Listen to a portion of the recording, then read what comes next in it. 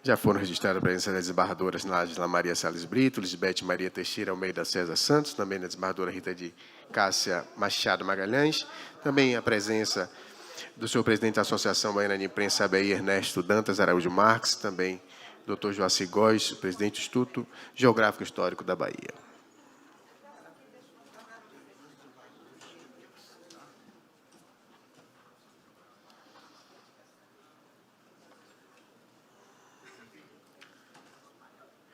Com a palavra, o presidente de mesa, o desembargador Pedro Guerra.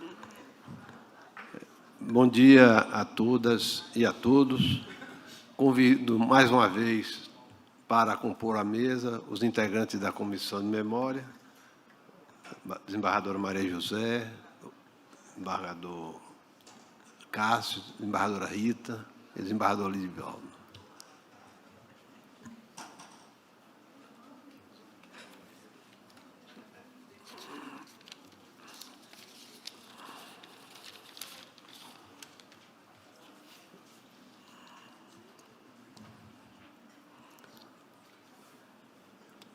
Gostaria também de cumprimentar as desembargadoras e desembargadores presentes, juízes de direito, advogados, advogadas, servidores. Cumprimento também o procurador-chefe da Câmara de Vereadores de Salvador e cumprimento o nosso queridíssimo amigo Joaci Góes, sem dúvida nenhuma e sem nenhum favor, uma das reservas intelectuais desse Estado da Bahia. Mas, senhoras e senhores, hoje nós vamos tratar nesta mesa de Rui Barbosa e o Tribunal de Contas. Gostaria de agradecer o convite do desembargador Lidivaldo para presidir esta mesa, e também ao desembargador Nilson Castelo Branco, que proporcionou esta homenagem justa ao maior de todos os brasileiros, Rui Barbosa, para nossa satisfação baiana.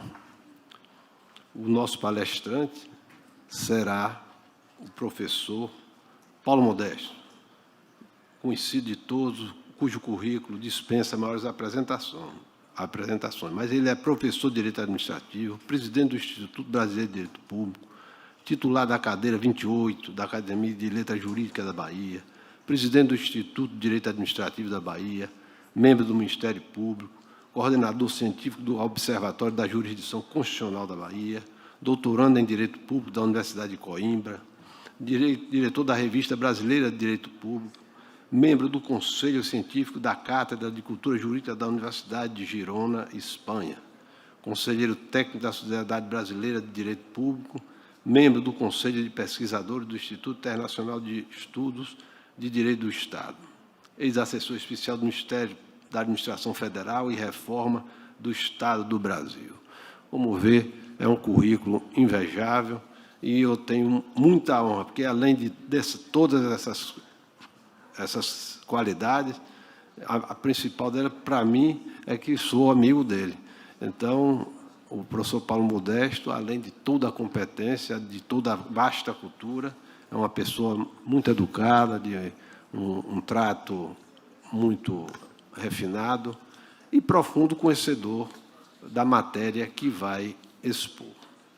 O Barbosa, não precisa ninguém dizer, que foi um dos maiores brasileiros de todos os tempos e multifacetado, né? Foi brilhante na área do direito, como jurista, como político, como professor, como tribuno, como diplomata, jornalista, e acabamos de ouvir também a história muito bonita como homem, como esposo da dona Maria Augusta.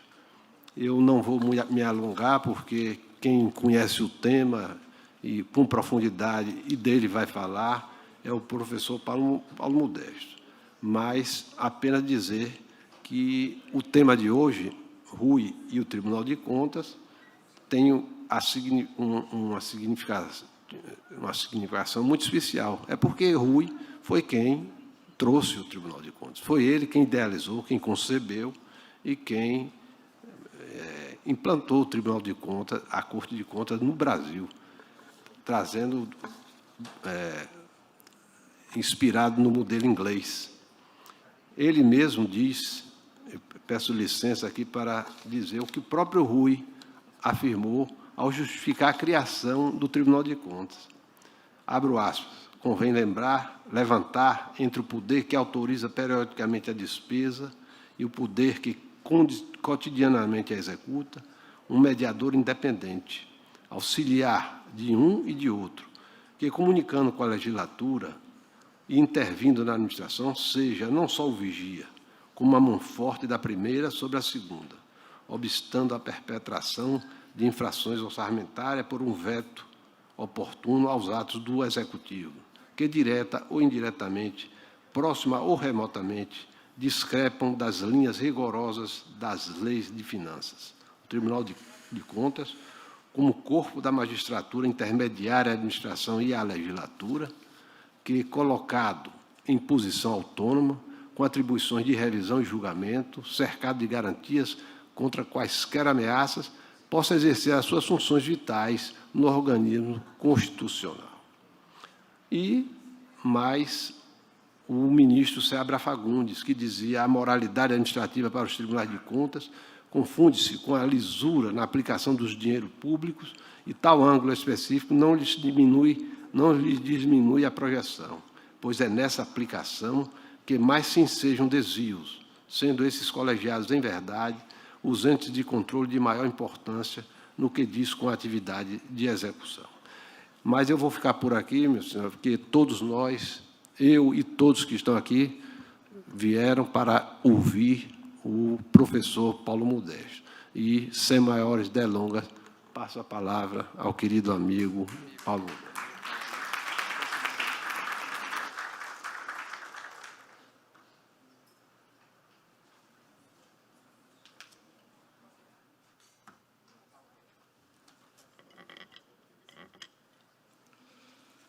Eminente presidente dessa mesa, desembargador Pedro Guerra, querido amigo e talento que honra esse tribunal. Também destaco, por óbvio, o presidente deste tribunal, que promove este evento, presidente desembargador Nilson Soares Castelo Branco, e agradeço muitíssimo o convite do também querido amigo desembargador Lidivaldo Reis Raimundo Brito, que preside a comissão organizadora do centenário de Rui Barbosa. São inúmeros, eu recebi quase 10 fichas de desembargadores, autoridades presentes, e muito me honram. Quero poupá-los de um longo discurso, de um grande pronunciamento. A minha ideia é falar, no máximo 30 minutos, um fragmento da vida de Rui, fundamental para a vida nacional, um legado que nos deixou, mas não posso deixar de registrar inúmeros amigos que estão aqui, o próprio Joaci Góes, que nos honra na sequência, e que tem, como todos sabem, uma verve que a todos encanta, também Laura Scadaferri, amiga querida de longo tempo, desembargadora Lisbeth, Maria da Purificação, Nájila Brito, inúmeros, Lisbeth, que aqui estão e que fazem parte também do meu convívio, para a minha satisfação. Antes, entretanto, de tratar disso, quero fazer uma ponte com um acontecimento recente. Há poucos dias, os senhores devem recordar, um parlamentar, cujo nome não vou referir, recomendou publicamente a empresários de sua terra que não contratassem baianos, pois não trabalhavam e eram dados a passar o dia tocando tambores na praia. Essa desprezível declaração, além de preconceituosa com os baianos, deixou transparecer a profunda ignorância histórica deste parlamentar sobre o papel dos baianos na construção da República e de como baianos foram ativos no planejamento das instituições nacionais. Eventos como este que o Tribunal de Justiça da Bahia realiza, resgatando a obra imortal de Rui Barbosa, deixa como legado, entre muitos outros, a clara percepção do patético e do absurdo da declaração obtusa deste tipo de visão folclórica dos baianos. Recordei esse fato depois de ler centenas de páginas de Rui, revisá-las para a preparação dessa exposição. E um pouco como disse aqui a Letícia Dornelles, recordar é passar de novo pelo coração. Esta é a etimologia da palavra. Recordar, de cordes, coração, é passar de novo as palavras pelo coração. Suas obras, as obras de Rui, que se propõem obras completas, já somam 137 tomos. Muitos desses tomos, possuem 300, 400 páginas. A obra, portanto, de um operário da palavra, da liberdade e da ação. Rui foi um dos mais laboriosos e produtivos intelectuais da história do Brasil, o maior dos baianos, mas vou referir também a outros baianos nessa exposição. Baianos que deixaram um legado, alguns dos quais referidos pelo próprio Rui Barbosa. Para ser objetivo, não ultrapassar o tempo que me foi assinalado, eu sou muito rigoroso nisso, escrevi um pequeno texto base para a presente exposição. Quem me conhece sabe que eu não escrevo geralmente textos para a exposição, falo, mas tendo um texto de natureza histórica e pela solenidade deste momento, me senti na obrigação de escrever um pequeno texto cujo título é Rui Barbosa e a certidão de batismo baiana dos Tribunais de Contas. E qual a razão desse título? É que, efetivamente, os Tribunais de Contas brasileiros possuem a certidão de batismo baiana. A ideia dessa instituição no país possui uma origem remota no projeto de um ministro baiano, Manuel Alves Branco, ministro da Fazenda no Império, e sua origem próxima na atuação decisiva de outro baiano da história da Bahia e do Brasil, cujo centenário de falecimento celebramos, na verdade, em 2023, Rui Barbosa, o primeiro ministro da Fazenda da República. Recordar os vínculos de Rui com a história do Tribunal de Contas no país é um exercício importante para avaliar o presente e outros futuros possíveis em matéria de controle administrativo das despesas públicas. Não deve ser apenas um momento para recordar o passado, mas sim para identificar vícios, problemas, realidades do presente e pensar realidades futuras. Trata-se de assinalar fragmento da multifacetada atuação de Rui Barbosa, que, além de patrono brasileiro dos Tribunais de Contas, é também patrono do Senado Federal e dos advogados brasileiros. Rui Barbosa, patrono dos Tribunais de Contas. A Constituição Imperial de 1824 não previa a existência de uma Corte de Contas. Limitava-se a confiar ao Parlamento a aprovação do orçamento proposto pelo gabinete e assegurar ao Tesouro Nacional, órgão do próprio Poder Executivo, o controle da receita e da despesa da Fazenda Nacional. O Tesouro Nacional, identificado por vezes na legislação como Tribunal do Tesouro, foi expressamente previsto no artigo 172 da Constituição do Império.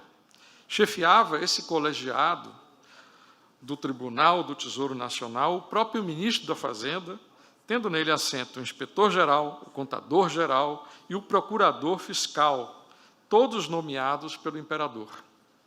Os integrantes do colegiado atuavam de forma meramente consultiva, porque o único que tinha, de fato, competência deliberativa era o ministro da Fazenda.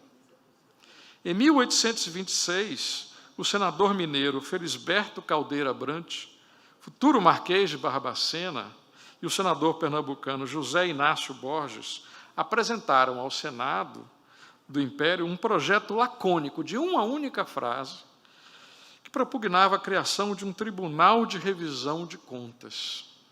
A ideia, que nada informava, era uma única frase, não prosperou, sendo combatida sob o argumento de que essa função já era exercida pelo Tesouro Nacional e que qualquer outro órgão que fosse versado na matéria deveria contemplar competências e atribuições específicas.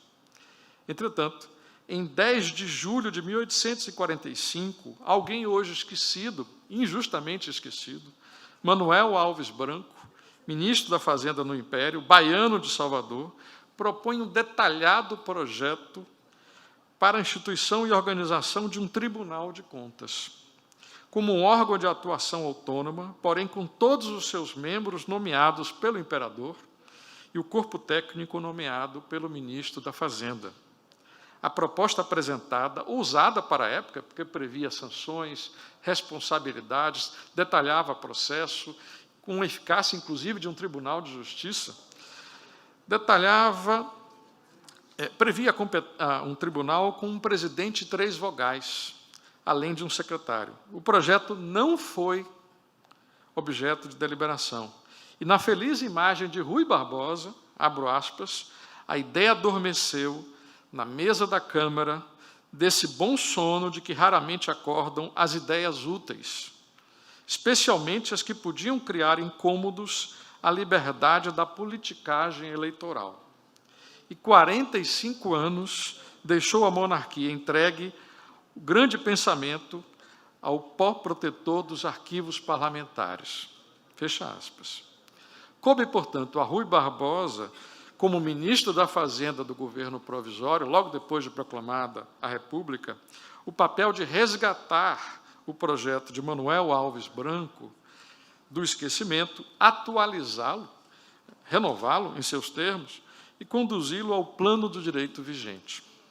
Em 7 de novembro de 1890, com texto e exposição de motivos do próprio Rui Barbosa, edita-se o decreto 966-A, que declara, abre aspas, instituído um Tribunal de Contas, ao qual incumbirá o exame, a revisão e o julgamento de todas as operações concernentes à receita e despesa da República. Fecha aspas. Porém, diversamente do projeto de Manuel Alves Branco, o decreto 966 não previa a nomeação dos integrantes deste colegiado exclusivamente e privativamente pelo imperador. Ao contrário, obviamente não havia mais império, mas tampouco pelo presidente da República. Previa um sistema de provimento compartilhado, em que o presidente da República, por decreto, indicava os nomes dos integrantes deste colegiado e o parlamento os aprovava. Sem aprovação parlamentar, não era possível a investidura de ninguém como integrante deste colegiado. E aos integrantes do tribunal também foi reconhecida a inamovibilidade de que gozavam os membros do Supremo Tribunal Federal. Nos primeiros anos, havia um paralelismo muito interessante na legislação entre os integrantes do Conselho, do Tribunal de Contas da União, que, na verdade, era apenas tratado como Tribunal de Contas, e os ministros do Supremo, em vários aspectos. Na exposição de motivos para a criação do Tribunal de Contas, Rui Barbosa defende a necessidade de criação, abre aspas novamente, de um corpo da magistratura intermediária, a administração e a legislatura, que, colocado em posição autônoma, com atribuições de revisão e julgamento, cercado de garantias contra quaisquer ameaças, possa exercer as suas funções vitais no organismo constitucional, sem risco de converter-se em instituição de ornato aparatoso e inútil. Fecha aspas. Para Rui Barbosa, portanto, em síntese, o Tribunal de Contas deveria ser um órgão mediador, independente, um órgão autônomo e equidistante entre os poderes. A rigor, algo que hoje nós diríamos um órgão constitucional autônomo extrapoder, né? Auxiliar tanto do Executivo quanto do Legislativo, capaz de comunicar-se com a legislatura e intervir na administração para ser não só, como foi citado aqui, o vigia como a mão forte da primeira sobre a segunda, obstando a perpetração de infrações orçamentárias por um veto oportuno aos atos do Executivo, que, direta ou indiretamente, próxima ou remotamente, discrepem da linha rigorosa das leis de finanças. Fecha aspas. Pelo decreto 966-A, todos os atos dos diferentes ministérios suscetíveis de criar despesa ou interessar as finanças da República, antes da execução, deveriam receber o visto, o registro do Tribunal de Contas, que assim reconhecia, abre aspas, não violam disposição de lei, nem excedem os créditos votados no Poder Legislativo. Recusado o visto ou o registro, motivadamente, o tribunal devolve o ato ao ministro que o elaborou para análise. Se o ministro insistir, entretanto, pode dar a execução sob sua responsabilidade.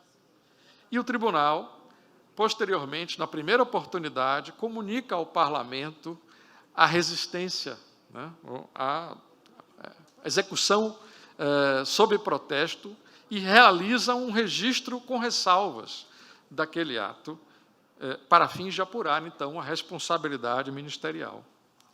Para Rui Barbosa, a sistemática do visto prévio, ou do registro prévio, como preferirem, identificava-se com um modelo italiano. Alguns autores dizem que este modelo rigorosamente não era o italiano, era o belga, mas, enfim, das Cortes de Contas, e divergia do modelo francês da época. Por este último, modelo francês, a fiscalização limitava-se a denunciar o excesso cometido, com vistas a impedir que despesas fossem ordenadas ou pagas, além do autorizado no orçamento. Mas o parlamento poderia ratificar a aprovação do ato através de créditos suplementares ou adicionais. Pelo modelo italiano, de preferência de Rui, a ação dessa magistratura vai muito além, diz ele. Antecipa-se ao abuso, atalhando em sua origem os atos do Poder Executivo, suscetíveis de gerar despesas ilegais. No entanto, Rui Barbosa não acolhe o modelo italiano por inteiro. Identifica nesse modelo excessos, porque avança sobre matéria, inclusive, muitas vezes, na Itália, alheia às finanças públicas, sujeitando o órgão a críticas.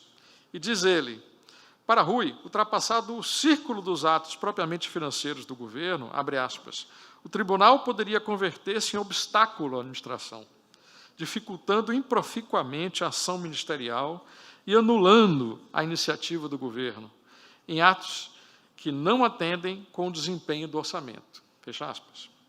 Na sequência do decreto 966-A de 1890, a Constituição Republicana de 1891 eleva o Tribunal de Contas a órgão constitucional. Portanto, a Constituição é posterior ao decreto, pelo artigo 89, e ratifica a forma de sua composição por provimento compartilhado, além de assegurar aos titulares do órgão que somente perderão seus lugares por sentença.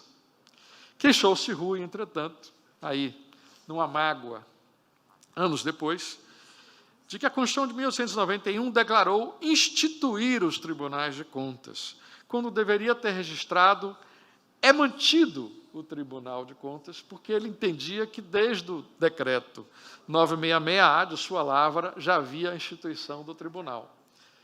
Pequeno ciúme normativo. Né? Mas não foi tranquila a aceitação entre nós da jurisdição administrativa independente, no controle das contas públicas. O regime de registro prévio sob ressalva encontrou fortes opositores no parlamento e no próprio governo, inclusive do sucessor de Rui Barbosa no Ministério da Fazenda, Tristão de Alencar Araripe. Este atrasa a publicação do regulamento do Tribunal de Contas necessário para a implementação do órgão e argui a própria inconstitucionalidade da fiscalização prévia. Foi apenas com a gestão do tenente-coronel Inocêncio Cezerdelo Correia, novo ministro da Fazenda, os ministros da Fazenda se sucediam com as quedas dos gabinetes, que o regulamento provisório foi editado, o decreto 1166, de 12/12 de 1892, dando cumprimento à lei do 23 de 1891. O Tribunal de Contas, então, finalmente instala-se a 17 de janeiro de 1893. Um corte no tempo e voltamos para o Tribunal de Contas hoje. E amanhã. No atual regime dos tribunais de contas, não há mais lugar para controle prévio, viável apenas em sociedades de reduzida complexidade social e econômica. Por controle prévio, entende-se aquele que condiciona a eficácia jurídica do ato administrativo ou do contrato ao visto ou registro concordante do órgão de controle. No Brasil, tal regime foi extinto em 1967 e não mais regressou. Mas é importante não confundir a extinção do registro prévio com a ausência de controle preventivo. Há, é verdade, autores que dizem que ainda existe registro prévio para aposentadorias e pensões, que só completariam seu processo formativo integral com o registro do Tribunal de Contas. Data vênia, eu divirjo disso, especialmente depois que o Supremo Tribunal Federal no Brasil fixou um prazo de 5 anos para o próprio Tribunal de Contas registrar as aposentadorias e pensões. Vencido esse prazo, o ato é completo. Portanto, é uma manifestação eventual que pode ou não ocorrer. Logo, os atos de aposentação e pensão surtem efeitos imediatos, ficam apenas pendentes de uma eventual desconstituição, né? Portanto, um ato desconstitutivo de não registro, de negativa de registro, que pode ou não ocorrer. Portanto, para mim, não há efetivamente nenhum registro prévio, já que o ato surte efeitos, a pessoa começa a receber e aquela vaga acontece desde o momento que a administração ativa aposenta o agente. Mas, enfim, fecha-se o parêntese. O controle preventivo, porém, subsiste, tendo sido reafirmado pelo Supremo Tribunal Federal no Mandado de Segurança 24510 da ministra Ellen Grace, de 2003, que reconheceu aos tribunais de contas a possibilidade de expedirem medidas cautelares para a garantia da eficácia das decisões finais por ele proferidas. Para o Supremo, o poder geral de cautela pode ser invocado na espécie com a aplicação da teoria dos poderes implícitos. Mas o controle preventivo é eventual, motivado e excepcional, sendo vocacionado a evitar a consumação de ilegalidades e impedir danos ao erário quando presente riscos concretos que exijam uma atuação antecipada da Corte de Contas. A regra no controle de contas é a atuação administrativa concomitante e a posteriori, que se traduz em atos de julgamento, aprovação, ou recusa ou anulação. A atuação preventiva, ordinária, generalizada da Corte de Contas é incompatível com a separação das funções de administrar e controlar, pois converte o controlador em cogestor e retira-lhe a imparcialidade na função de controle, além de sonegar ao administrador público a discrição e a velocidade necessária para a administração ativa. Nos termos do artigo 70 e 71 da Constituição, os tribunais de contas exercem controle administrativo da legalidade contábil, financeira, orçamentária, operacional e patrimonial da despesa pública e da renúncia de receitas.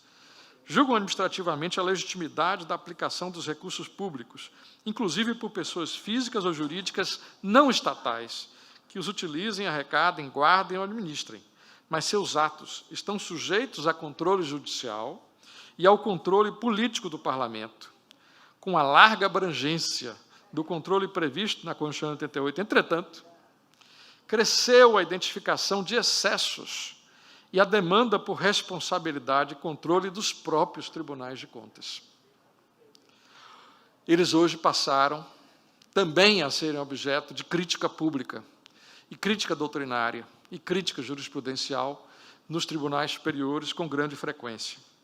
Acusa-se a Corte de Contas de produzir insegurança jurídica ao invocar conceitos vagos e princípios indeterminados como razões determinantes de decidir, convertendo, abre aspas, suas preferências em deveres jurídicos gerais, na visão de André Rosílio.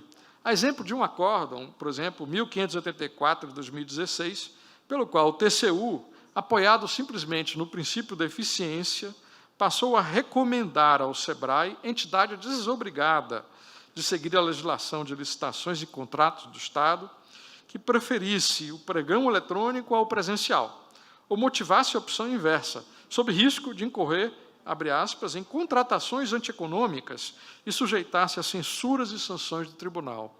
Muito mais do que uma recomendação, uma ameaça.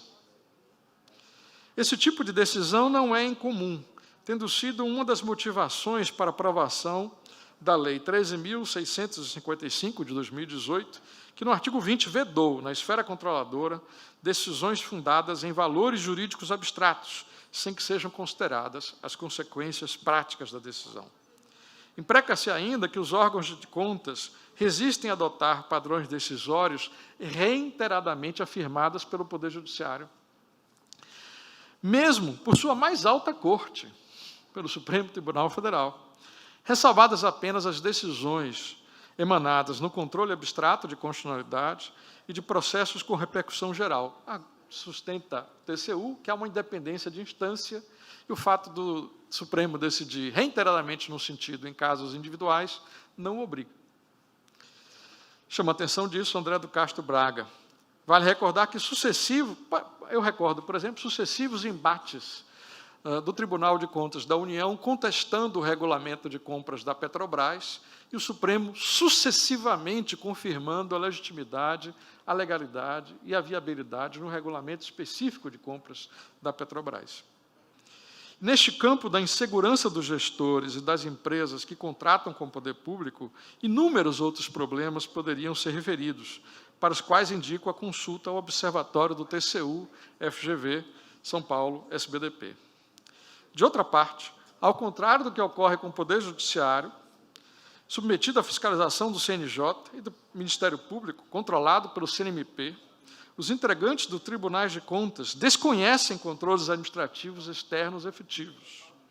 O fato do artigo 73, parágrafo 3º da Constituição Federal, determinando que os ministros do TCU terão as mesmas garantias, prerrogativas, impedimentos, vencimentos e vantagens dos ministros do STJ, não atraiu para o CNJ a competência para fiscalizar o regime administrativo dos ministros e conselheiros de contas. Essa omissão parece cada vez menos razoável em termos institucionais.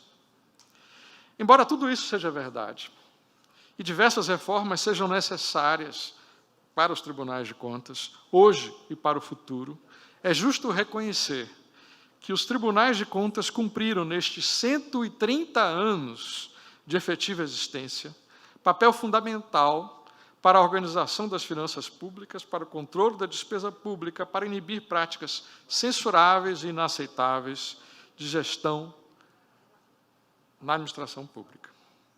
Hoje, esses órgãos vitais da República são desafiados a atuar com responsabilidade e transparência, de forma mais integrada, que hoje não estão, sem formalismo e procrastinação. Ao lado das funções tradicionais, fiscalizadora, julgadora, consultiva, sancionadora, corretiva e normativa, os tribunais de contas, ensinam Fabrício Mota e Heloísa Godinho, voltam-se a novas funções diretamente relacionadas ao diálogo interinstitucional e ao fortalecimento das políticas públicas, função articuladora, indutora, colaboradora, educadora. Eles mesmos percebem a necessidade de uma renovação institucional relevante, mas ainda falta muito. Construção institucional batizada por ilustres baianos, os tribunais de contas permanecem necessários na construção do direito administrativo de controle. Na presente quadra, talvez mais do que em qualquer outra, permanece atual o vaticínio do grande Rui, abro aspas, se não pudermos chegar a uma vida orçamentária perfeitamente equilibrada, não nos será dado construir, que hajamos reconstruído a pátria e organizado o futuro. Rui imperecível, arquiteto da República. Para encerrar, em cumprimento à promessa de ser breve e objetivo, desejo invocar outro baiano, Hermes Lima, ex-ministro do Supremo Tribunal Federal, nascido em Livramento do Brumado. Hermes Lima, no seu livro de memórias Travessia, em breve passagem sobre o Rui Barbosa, sintetiza, abro aspas, Rui foi um criador de estados de alma nacionais e, por isto mesmo, reforçou a unidade moral do país, então muito disperso e isolado. Atuou como órgão vivificador da ordem constitucional, de sua prática, de seus valores, das promessas que seus prefeitos encerravam, de sua autenticidade como expressão de consciência cívica. Não deixou que a flama da lei constitucional, que é garantia e proteção de direitos e liberdades, se apagasse no tumulto inicial da República. O essencial não era ganhar o habeas corpus de 1893, era requerê-lo. Fecho aspas. Coragem, descortino, cultura, trabalho incessante, determinação e coerência. Valores que são baianos, valores que são brasileiros, que devemos homenagear em eventos como este, que se realiza nesta Casa de Justiça. Muito obrigado pela atenção de todos.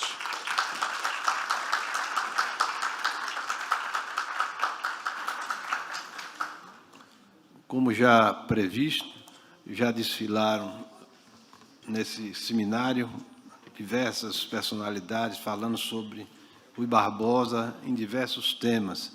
E o professor Paulo Modesto, como já era esperado, nos brindou com uma bela conferência falando sobre Rui Barbosa e o Tribunal de Contas. Acrescento, inclusive, a própria fala de Rui Barbosa, quando disse: faltava ao governo coroar sua obra com a mais importante providência que uma sociedade política bem construída pode exigir de seus representantes. E o ministro Inocêncio Corrêa, citado pelo professor Paulo Modesto, em 17 de janeiro de 1893, quando instalou o primeiro Tribunal de Contas, disse o seguinte: felicito o país e a República pelo estabelecimento de uma instituição que será a garantia de boa administração e o maior embargo que poderão encontrar os governos para a prática de abusos no que diz respeito a dinheiro público. Então, é realmente mais uma importância de Rui Barbosa no cenário brasileiro. Mas o doutor Paulo Modesto ainda queria fazer... Senhor presidente, primeiro eu quero registrar a presença de outro amigo aqui, que eu não tinha visto antes, o ministro Otávio, que muito me honra, um querido amigo e competente conselheiro, e trazer para esse auditório um único minuto, um registro de um outro conselheiro que, creio eu, está aqui também entre nós. Não sei se conseguiram registrar um vídeo de 1 minuto que eu desejaria passar nesse instante. Conseguem? Deixei aí para a organização. Bom dia, excelentíssimas senhoras e senhores. Desde logo agradeço a homenagem que hoje recebo pelo centenário de meu falecimento. Retirado do túmulo pela inteligência artificial, restaurado o semblante com metódica paciência pelo professor Paulo Modesto, compareço perante as senhoras e senhores com renovado entusiasmo, a descobrir que nos tempos atuais tudo é possível, inclusive a criação de avatares históricos, a pronunciar discursos que nunca redigiram. Destaco que os fatos aqui relatados falam por si. A nossa república foi um edifício de muitos engenheiros, não nasceu pronta, e a Bahia esteve presente neste grande empreendimento. Recordo a mensagem que pronunciei perante o túmulo de Machado de Assis.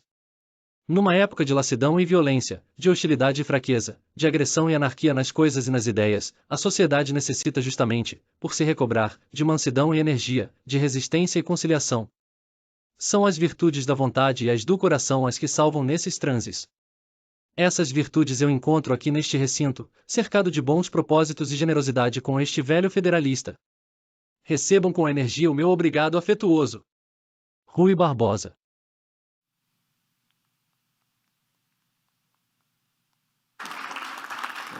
Mais uma vez, parabenizo o doutor Paulo Modesto por além da palestra, por esse vídeo.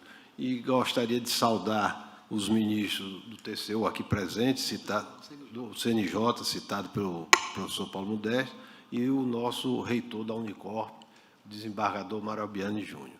E não poderia encerrar esta mesa, já que há muita propriedade e muita competência, a doutora Letícia Dornelles falou sobre Maria Augusta, na Semana Internacional da Mulher, saudar Dona Maria Augusta e todas as mulheres do Brasil aqui presentes, citando, reproduzindo o que já coloquei no grupo, um simples verso, mas que eu acho muito apropriado para essa semana, Internacional da Mulher, de Roberto Erasmo Carlos. Abro aspas. Mulher, na escola em que você foi gerada, jamais tirei um 10. Sou forte, mas não chego aos seus pés. Muito obrigado.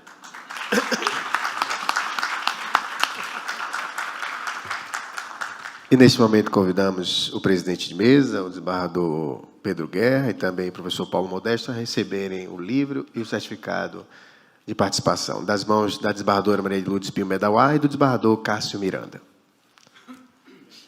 Queremos ainda registrar a presença também do tataraneto do jurista Rui Barbosa, o senhor Gabriel Rui Barbosa. Também do senhor Marcos Vinícius Fernandes dos Santos, o secretário-geral da Unicorp.